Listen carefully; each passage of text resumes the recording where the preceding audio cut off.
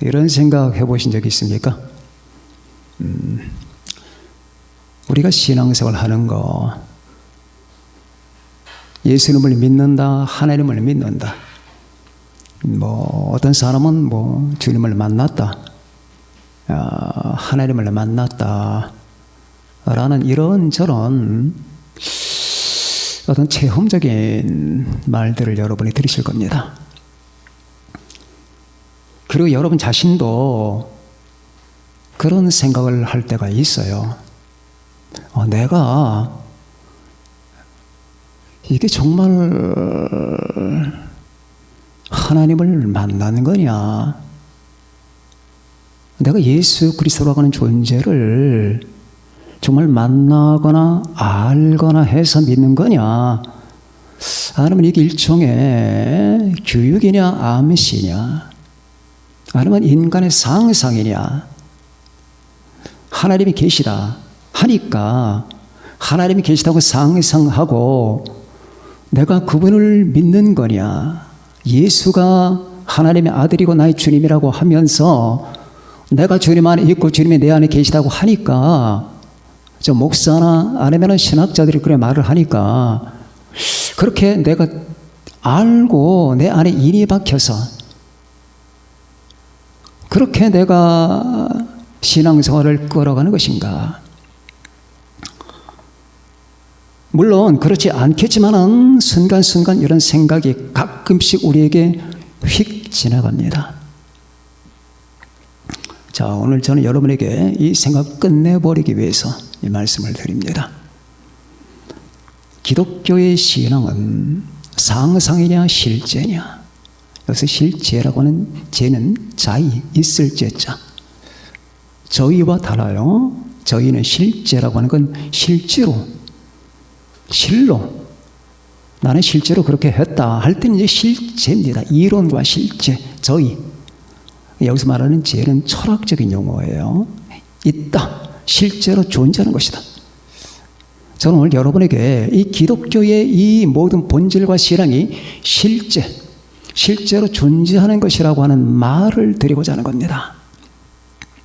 자, 믿음은 개념이냐 실제냐? 자, 사랑이라고 하는 것은 하나의 개념인가 실제인가? 천국이라고 하는 것은 목회자나 신학자들이 만드는 하나의 상상의 실체냐 아니면 실제냐? 죄 하는데 이 죄라고 하는 것은 인간의 일종의 자책감이 들어서 생기는 거냐 아니면 실제냐 그 말이에요. 잘 들으셔요. 실제냐 말이야. 실제로 존재하는 것이냐 말이야. 자, 이 문제가 여러분과 저에게 중요합니다. 그래서 이 문제가 해결받으면 또 여러분들은 한꺼풀 벗게 될 겁니다. 내가 기도할 때 하나님을 만난 것 같은 느낌은 내 속에 생겨나는 상상이냐 아니면 실제냐? 내가 예수님을 생각할 때마다 내게 덮쳐오는 이 같은 평강의 물결은 내가 나 자신에게 주는 암신가 아니면 실제인가? 자, 그런 생각들 해보신 적 있을 겁니다. 우리가 예수님을 만나는 방식은 세 가지 경로예요. 들은 바요, 본 바요, 자세히 보고 만진 바라. 자, 1절 다 같이 한번 읽어보세요. 시작.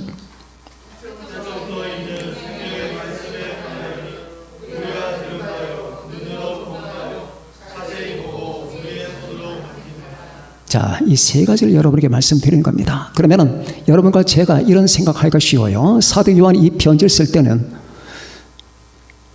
100년도 되지 않았을 때입니다. 주후 100년도 되지 않았을 때예요. 그러니 아직까지 그 당시에 요한계시록을 쓴 그 당시가 약 95년 정도로 추정하는데 이건 그보다 더 일찍 쓰여진 거거든요. 그러면은 그 당시 예수님을 만난 사람들이 있단 말입니다. 아직 살아서. 그러니까 그들에게 한 말이 아니냐. 태초부터 있는 생명의 말씀에 관하여는 예수님을 말하는 거예요. 예수님의 육체적인 인성을 말하는 게 아니라 그분의 본질, 신성을 말하는 겁니다. 태초부터 있는 생명의 말씀에 관하여는, 여기서 말하는 태초는 창세기 태초와 다른 거예요.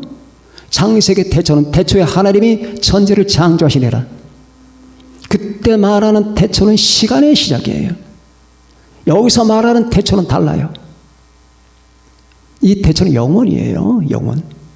영원입니다. 그러니까 요한이 진술하는 법 가운데 굉장히 웅장한 이 수사가 있어요. 요한복음 1장을 봐도 태초에 말씀이 계시니라. 이 말씀이 하나님과 함께 계셨으니 이 말씀은 곧 하나님이시니라. 여기도 태초예요. 태초부터 있는 생명의 말씀에 관한. 그럼 요한이 언급한 태초와 창세기에 언급한 태초는 다른 거예요. 창세기에 언급한 태초는 모든 물질과 사물의 시작을 얘기하는 거예요. 시간의 시작. 이거는 시간이 없는 거예요. 영원전을 얘기하는 겁니다. 그러면 태초부터 영원전부터 계시는 생명의 말씀에 관하여는 우리가 들은 바요, 눈으로 본 바요, 우리 손으로 만진 바라 말입니다. 우리는 인간의 마음속에 하나님에 대한 이 동경심이 절대적이라고 하는 사실. 우리는 때때로 맛있는 걸 먹고 싶죠. 맛있는 것의 궁극점은 하나님이에요. 우리는 가장 즐거운 걸 느끼고 싶습니다. 그 즐거운 것의 궁극점은 하나님이십니다. 우리는 현란한 어떤 꿈을 꿉니다. 그 현란한 꿈의 궁극점은 하나님이십니다. 자, 모든 것의 아름다움과 행복의 궁극점은 하나님이에요. 나는 누구를 사랑했는 건가? 왜 나는 뭔가를 그리워하는 건가? 하나님이에요. 자, 그러면은 그 하나님에 대한 궁금증이 우리들 모두에게 있는데, 근데 하나님은 볼 수가 없어요. 그 볼 수 없는 하나님, 그 볼 수 없는 하나님을 어떻게 우리는, 그러면 볼 수 없는 하나님을 어떻게 상대하느냐? 상대할 수 없죠. 볼 수 있는 하나님은 없으니까. 그러나 볼 수 없는 하나님이 볼 수 있는 하나님은 나타났잖아요. 그분이 제2위 하나님 그리스도입니다. 그러니까 여러분과 제가 마치 하나님과 예수님을 전혀 다른 존재로 생각하면 안 되는 거예요. 물론 성부, 성자, 성령 위격은 달라요. 위격은 다르지만은 예수님과 하나님 아버지가 전혀 다른 존재이기 때문에 나 하나님을 보여줘, 그렇게 말하기보다 예수님을 볼 때 우리는 하나님을 보는 거예요. 똑같은 거예요. 그래서 빌립이 말하죠. 주여 아버지를 우리에게 보여주옵소서. 그리하면 족하겠나이다. 그때 예수님이 대답하십니다. 빌립아, 내가 이렇게 오래 너희와 함께 있어도 네가 나를 알지 못하느냐? 나를 본 자는 아버지를 보았걸 어찌하여 아버지를 보이라 하느냐?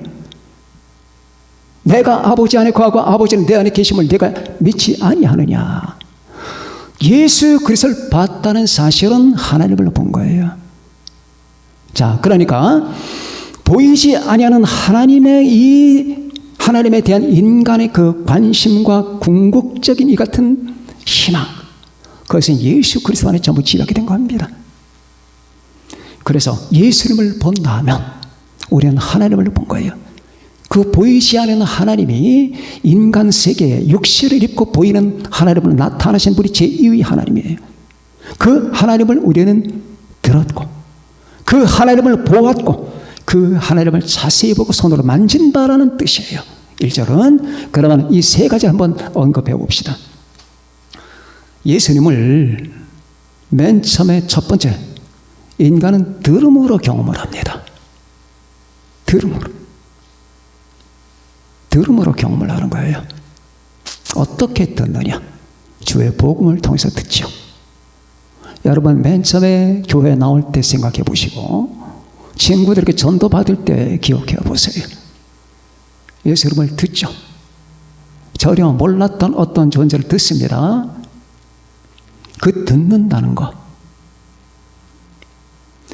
그러면 목사님, 우리가 듣는 거는 옛날에 소크라테스도 듣고 조지 워싱턴도 듣고 아브라함 링컨도 듣고 우리나라 이순신 장군도 듣지 않습니까? 그러면 비교해 봅시다. 여러분 이순신 장군에 대해서 들었습니다. 그래서 그분에 관한 여러 가지를 압니다. 이걸 정보라고 합니다. 정보. 그러나 내가 이순신 장군을 들었다 해서 이순신 장군과 내가 교제하는 건 아니에요. 어떤 차이가 있나 보십시오. 그러나 예수 이름을 듣습니다. 주의 복음을 전파합니다. 거리에서 전도자가 주의 복음을 힘껏 전합니다. 주 예수 이름에 관한 복음을 듣는 순간 그 사람의 귀가 열린다면 뭔가 내가 처음 듣는 그분과 내가 뭔가 교류가 시작되는 것 같은 이상한 느낌을 받게 되는 거예요. 이게 웬일일까? 한 번도 들어본 적이 없는 저분을 마치 수천 년 전부터 내가 알고 있었던 같은 느낌이 듭니다. 이게 제 간접적 방법이라고 하는 거예요.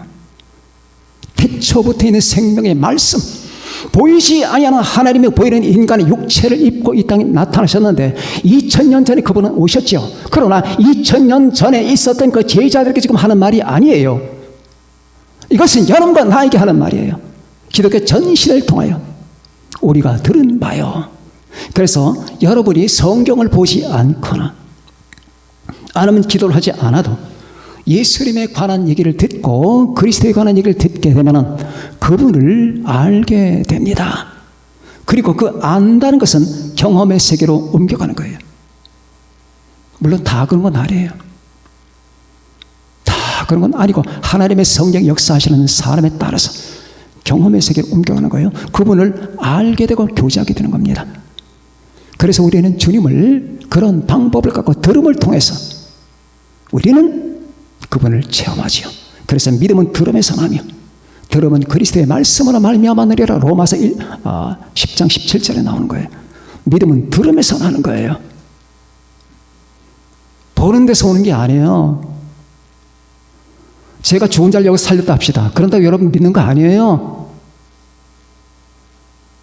예수님이 여러분 어떤 기적적 역사를 여러분이 베풀었다 합시다. 여기에 홍해가 갈라졌어요. 그 사람이 예수 믿을 것 같아요? 들을 때 듣는 순간에 예수라고 하는 실제와 충돌하게 되는 거예요. 보이지 않는 실제와. 그때 하나님의 성령이 역사합니다. 그때 우리는 주님을 경험하면서 그 경험이 믿음화가 되는 거예요. 그래서 첫 번째 우리가 주님을 경험하는 방법 가운데 제일 우리는 먼 방법이에요. 듣는 겁니다. 자꾸 들어야 돼요. 여러분이 자녀에게 예수님을 자꾸 들려주셔야 됩니다. 여러분 아는 사람에게 주님을 들려주셔야 되는 거예요. 계속 말을 해야 되는 거예요. 그래서 일찍부터 어릴 때부터 예수님에 관해서 성경에 관해서 자꾸 계속 들려준 사람들이 점점 영적으로 자라가는 겁니다.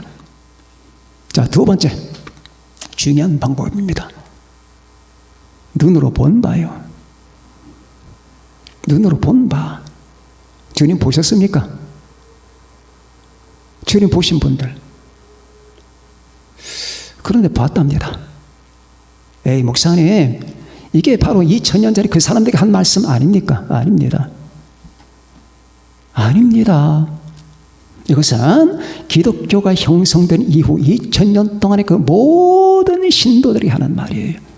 우리가 눈으로 본 바요. 그럼 어떻게 보게 되느냐? 이걸 말씀을 드릴게요. 여러분이 복음서를 펼칩니다. 아브라함과 다윗의 자손 예수 그리스도의 계보라 이렇게 시작합니다. 아브라함이 이삭을 낳고 이삭이 야곱을 낳고 야곱이 유다와 그의 12아들을 낳고 이렇게 나오죠. 그러면 그렇게 시작된 것이 계속 흘러갑니다. 그러면서 예수님이 등장해요. 예수님이 오병이어를 가지고 수만 명을 먹이시는 벳세다 광야로 우리가 들어갑니다. 그리고 또 예수님께서 귀신 들린 사람을 쫓아내는 그 장면 속에 우리가 들어가요. 자, 여러분의 지금 눈이 열린 겁니다. 지금 성경을 보고 있는 거예요. 그리고 십자가 못 박힐 때 그 처참한 상황 속에 여러분이 들어갑니다. 그리고 부활 후에 예수님께서 문을 닫아놓은 그 방에 갑자기 나타나시는 그 장면을 여러분이 보게 됩니다. 그런 장면들이 다 있어요.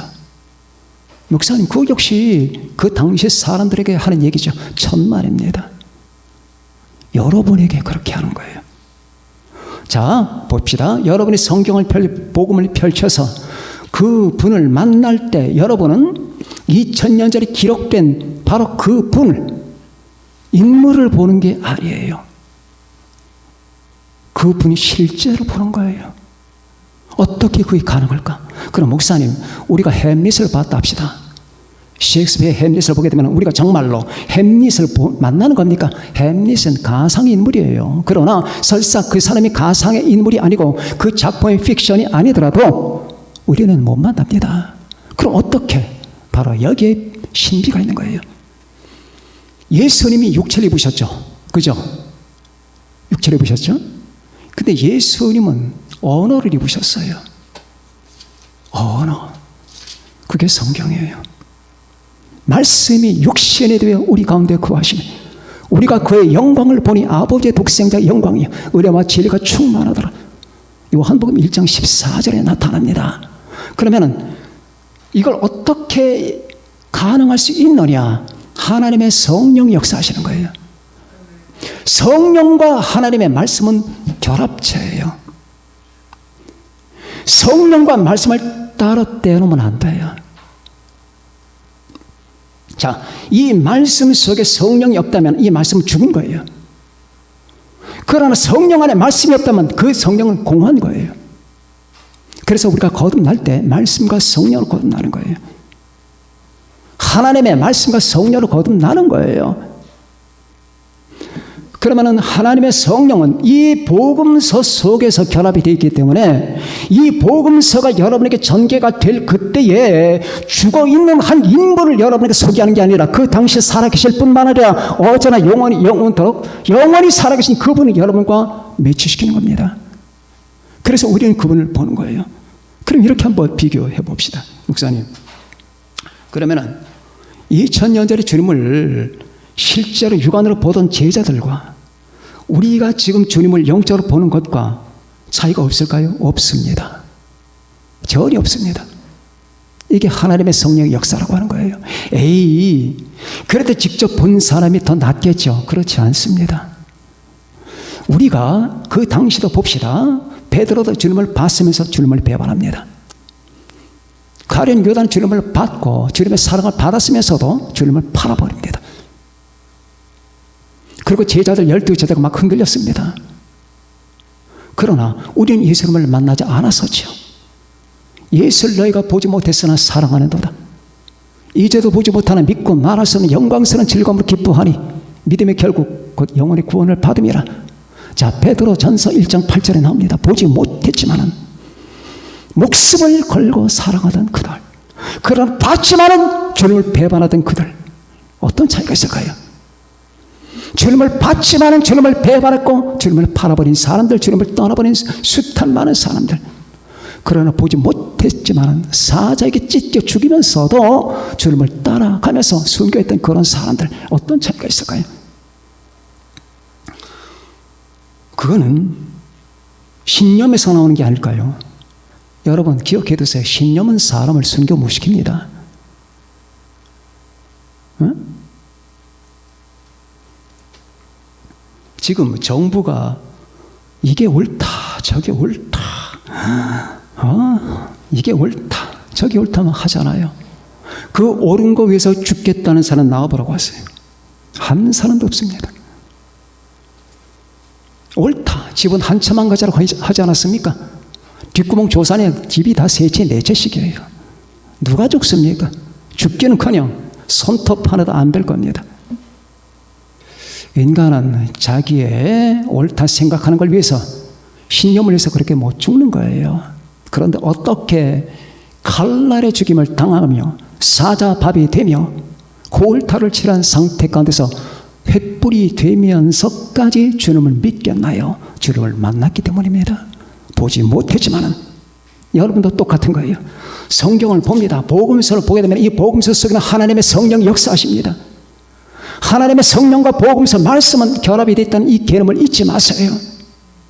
그래서 이 속에 등장하는 예수님이 옛날 2000년 전에 움직이던 하나의 인물이 아니라 지금 내 앞에서 움직이는 하나의 실체가 되는 거예요.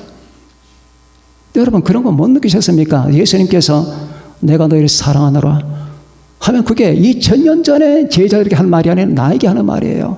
아버지께서 나를 사랑하신 것 같이 나도 너희를 사랑하였으니 나의 사랑 안에 거하라. 요한복음 15장 9절에 나오지 않습니까? 그러면은 그 말이 이건 나와 상관이 없어. 이때가 언젠데 이건 제자들에게 하시는 말씀이라고 합니까? 아닙니다. 제자와 상관이 없게 돼버려요. 그 말이 나에게만 하는 말이 됩니다. 왜 그럴까요? 하나님의 성령이 역사하기 때문입니다. 예수님은 육신만 입으신 게 아니라 지금은 떠나가셨죠. 곧 여러분이 그 예수님을 육안으로 만나게 되는 그날이 옵니다. 영원히 이렇게 살아가는 건 아니에요. 우린 주님 앞에서 주님과 결합돼서 살게 됩니다. 그때까지는 주님께서 자기 몸을 숨기셨죠. 말씀 속으로 숨기신 겁니다. 다 이 언어 속에 주님이 계신 거예요. 이 성경은, 이 복음은, 이 말씀은 주님의 옷이요 주님의 집이에요. 기억하세요. 성경은 주님의 옷이며 주님의 집이다. 집 문을 열고 들어가야 주님을 만나는 거예요. 목사님 나는 환상도 보지 못했고 주님을 만나지도 못했고 괜찮아요. 물론 하나님이 어떤 사람에게 환상도 주실 수가 있겠죠. 그러나 여러분 그 환상보다 강력한 증거가 복음의 문을 열어라. 열고 들어가라 말이에요. 들어가면 거기 주님이 앉아 계신 거예요. 어떤 때 성경 읽다 보면 성경에서 주님이 걸어 나오십니다. 나와 대화하시죠. 이런 일이 어떻게 가능할까? 햄릿? 레미제라블? 가능할까? 가능하지 않습니다. 오직 하나님만이 하시는 거예요. 하나님의 성령이 이 기록된 말씀을 통해서 오늘 요한일서 1장 1절의 말씀처럼 대초부터 있는 생명의 말씀에 관하여는 우리가 들은 바요, 눈으로 본 바요. 따라서 우리가 옛날에 2000년 전에 제자들보다 못하다는 생각을 아직 하지 마세요. 여러분 직접 제자들이 보던 것과 똑같은 그 주님을 봅니다. 성경을 펼쳐라. 펼치는 순간에 믿음으로 펼쳐라. 하나님의 성령이 역사하신다. 하나님의 성령과 말씀이 결합이 되어 있다. 그 결합된 하나님의 성령이 이 성경을 통하여 당신에게 예수 그리스도 하나님의 아들을 제공할 것이다. 그것이 생명의 떡이 되는 거예요. 믿습니까? 눈으로 본 바요. 나는 주님을 한 번도 본 적도 없는데 주님은 한 번도 나에게 자기 모습을 안 가르쳐 주시는 거야. 주여 답답합니다. 여러분 가톨릭 신학자 칼 라라의 기도 가운데 그런 기도가 있어요. 나는 당신을 평생 동안 섬겼습니다. 주여, 예수여. 그런데 나한테 한마디도 대답을 안 하시는 이것이 합리적입니까? 그 기도가 나와요. 근데 그 기도를 읽으면서 마음이 아팠어요. 칼 라라는 이 현대 신학 가운데서 대표적인 신학자입니다. 가톨릭에. 근데 그 구구절절히 그 기도문인데 기도문이 어려워요. 상당히 철학적이고 깊어요. 그런데 그 가운데서 가슴이 아픈 장면, 그런데도 그렇게 주님을 사랑해요. 주여, 제가 평생 동안에 당신을 섬겼건만, 내가 평생 동안에 당신께 기도했건만, 나는 일방적으로 당신에게 말만 한 겁니까? 어찌해서 내게 한마디도 대답을 안 해주시는 겁니까? 이 말씀을 읽는데, 이 문장을 읽는데 마음이 아팠고 눈물이 날 정도였어요. 왜? 제가 그 심정 알거든. 기도하면서 10년간 20년간 기도하면서 내 기도가 응답되지 못했을 때 그 사람의 그 답답함과 마음 아픔 그거 다 겪어보시지 않았습니까? 그러나 때때로 우리는 하나님을 오해합니다. 우리는 때때로 주님을 오해합니다. 마치 주님께서 내게 관심이 없는 것 같은 생각을 하고 주님께서 내가 외치거나 내가 떠드는 그 모든 목소리는 전혀 침묵으로만 대답하는 것 같은 이 같은 착각을 할 때가 있습니다. 복음서를 열어라. 조용한 가운데서 혼자 방으로 들어가. 주여, 이제부터 제가 주님을 만나겠습니다. 복음서를 열고 무릎을 꿇고 기도하는 마음으로, 연구하는 마음으로 성경을 보지 말라. 사모하는 마음으로 보라. 주님을 만날 겁니다. 똑같이 2000년 전에 이 제자들이 주님을 보았듯이 여러분과 제가 주님을 보게 될 겁니다. 이건 상상이 아닙니다. 실제입니다. 실제. 믿음도 실제예요. 사랑도 실제입니다. 관념이 아닙니다.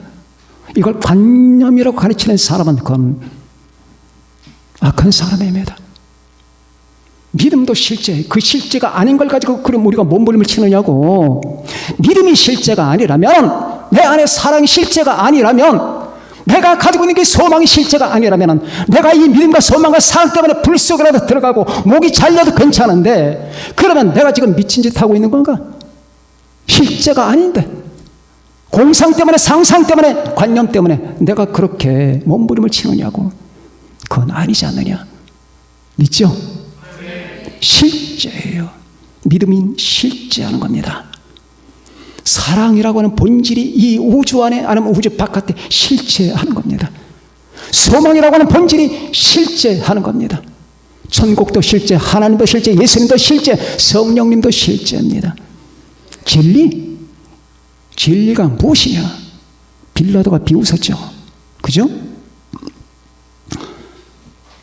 예수님을 재판한 자리에서 나는 진리를 위해서 이 땅에 왔노라 라고 하니까 빌라도는 비웃으면서 진리가 무엇이냐?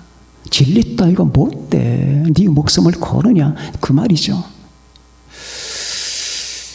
이거에 대해서 또 니체는 이 세상의 가장 위대한 인물은 빌라도라고 이 정신 나간 소리를 하고는 했습니다.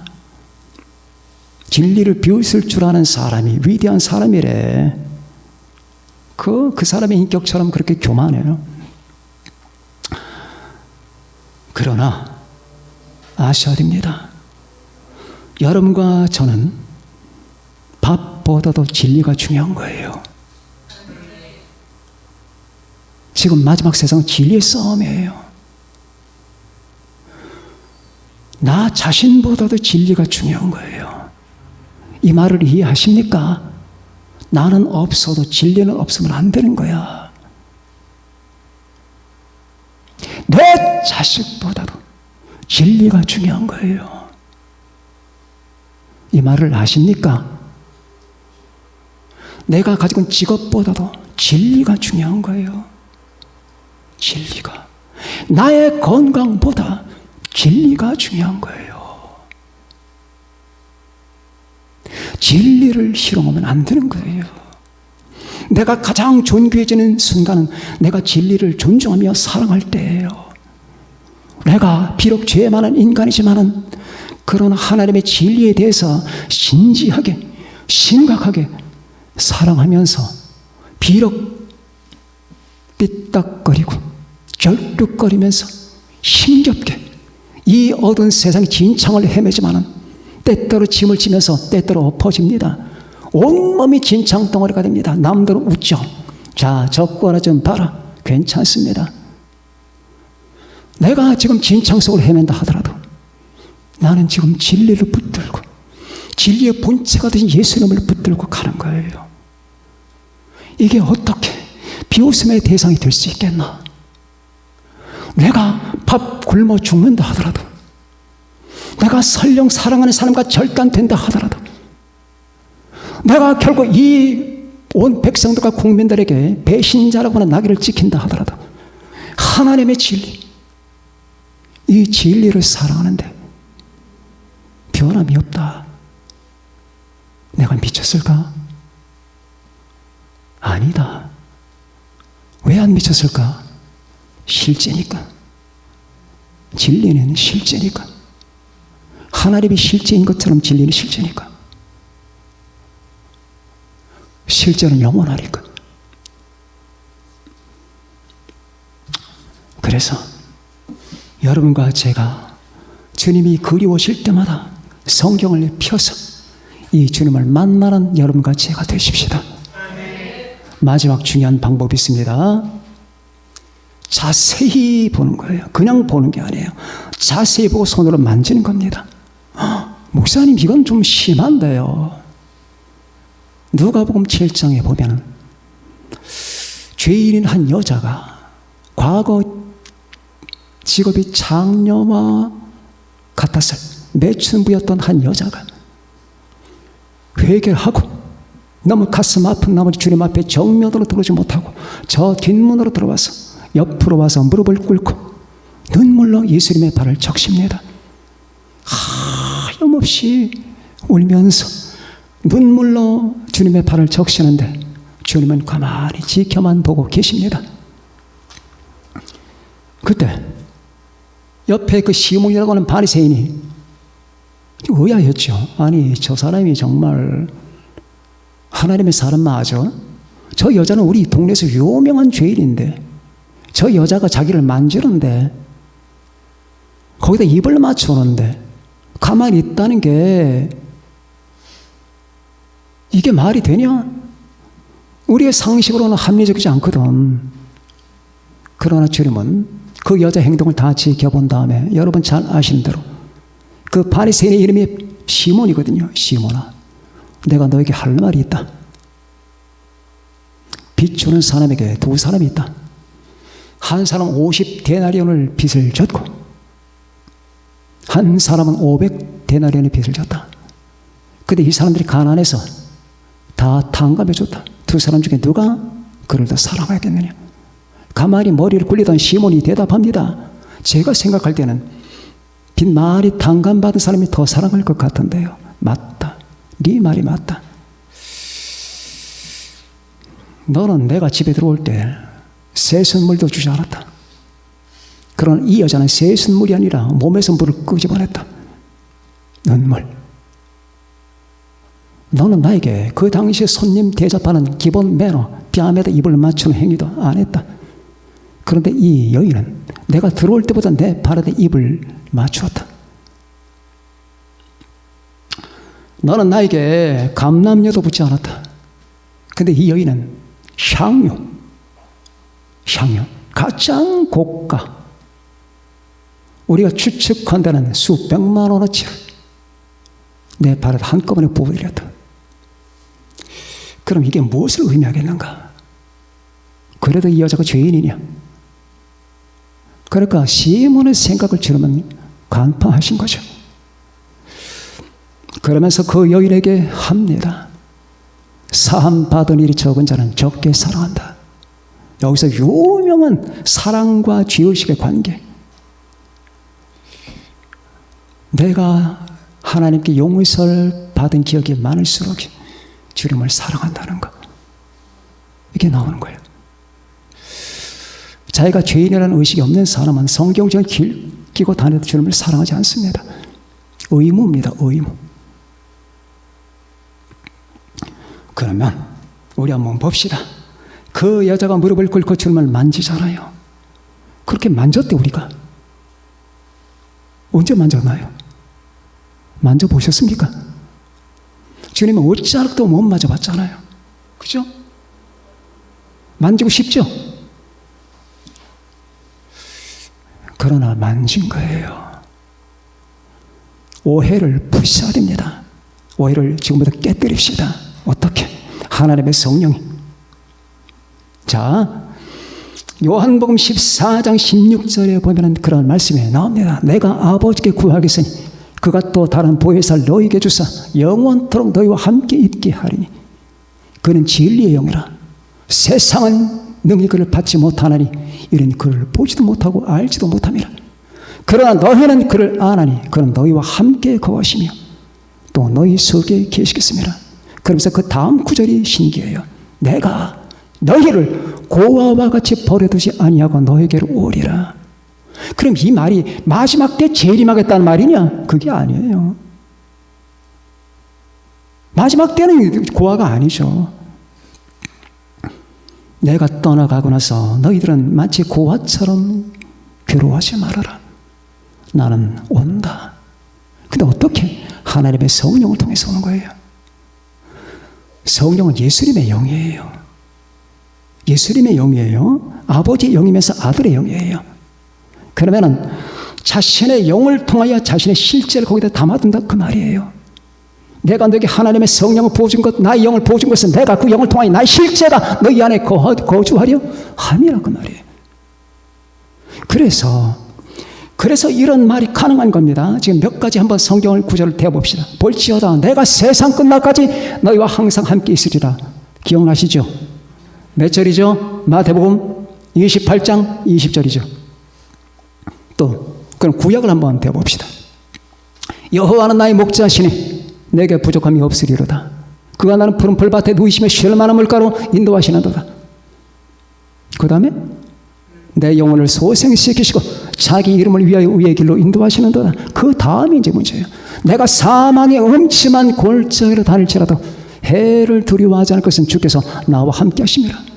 언제 함께 했느냐 그 말이에요. 그럼 다윗에게만 함께 한다는 그 말이 아닙니까? 그게 아니란 말이죠. 아까 말씀했듯이 신구약 전체는 하나님의 성령 여러분에게 적용시키기 위한 바로 그런 수단이 되는 거예요. 내가 사망의 음침한 골짜기로 다닐지라도 주께서 나와 함께 하신대요. 그럼 우리가 그걸 함께 한다는 그 말을 실제로 받아야지 상상과 추상으로 받으면 안 되는 거 아니냐. 그죠? 내가 세상 끝날까지 너희와 항상 함께 있으리라. 실제잖아요. 우리가 예수 그리스도 안에 있다는 것과 예수님이 내 안에 계시다는 이 사실은 다시 말하자면 실제예요.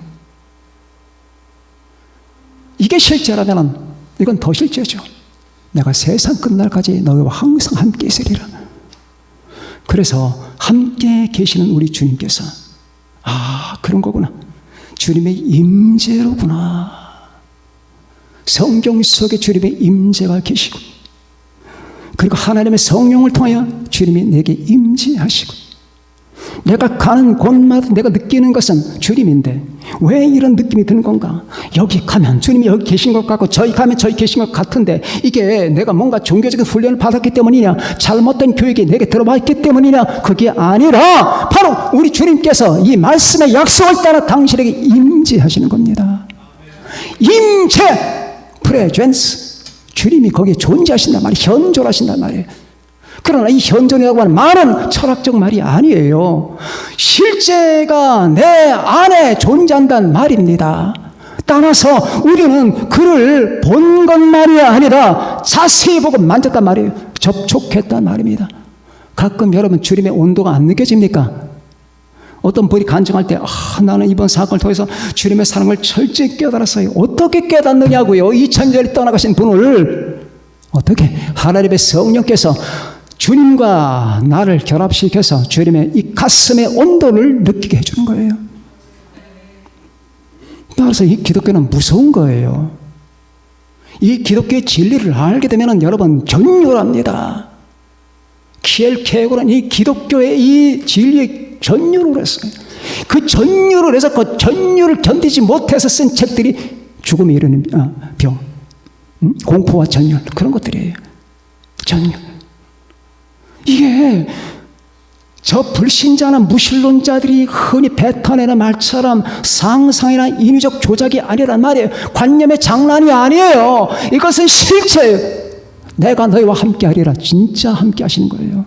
그분의 임재가 지금 여기도 계십니다. 믿습니까? 여기 계신 거예요. 여기 주님이 안 계시면 제가 이 말을 할 수가 없어요. 내가 지금 여러분에게 말하는 이 힘이 어디서 오는데? 그분의 임재로부터 온다고 말이에요. 여기 임재하신 우리 주님. 주여, 지금 이들에게 대답 좀 해주세요. 영을 통해서 내가 네 안에 있다. 그래서 우리는 주님은 한 번도 나를 만나주지도 않고 내게 음성을 들려주지도 않고 이 모든 생각이 나의 잘못된 오해와 관념에서 오는 것이다. 주님은 그렇게 하지 않는다. 주님이 분명히 말씀했습니다. 내가 얘야 너를 고아처럼 버려두지 않고 너에게 온다. 저 멀리를 자꾸 보지 말아라. 내가 네 안에 있다. 그리고 성경 안에 있단다. 얘야 성경은 나의 옷이고 나의 집이다. 그리고 네가 내 집이다. 나는 네 안에 임재한다. 그뿐 아니다. 네 안에만 있는 게 아니라 네가 가는 곳마다 이 우주에 충만하다 하는 이 주의 말씀을 우리는 곰곰이 생각하고 이해하셔야 됩니다. 자, 오늘의 말씀.